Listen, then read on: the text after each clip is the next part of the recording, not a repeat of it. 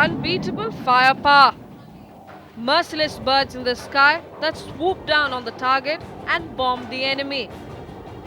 That's how armed one would think our forces are. But here's the shocker.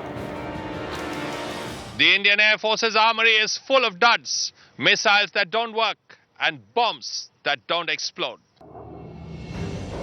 Specifically, the Harpy missile procured from Israel for a whopping 750 crores lies useless after it developed direction trouble.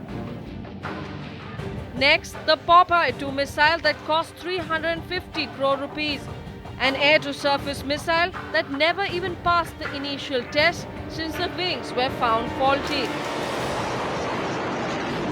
The Sea Eagle, a subsonic anti-ship missile which cost close to 120 crores, is no longer usable as the components are not available. And anti-radiation missiles, some of which were procured from Russia, have malfunction seekers, parts that are used to seek out the target.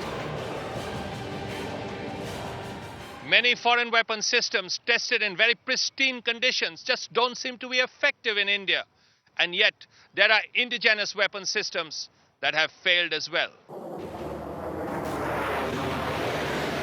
Sitafal, the cluster bomb, is not in use since the key components became unavailable.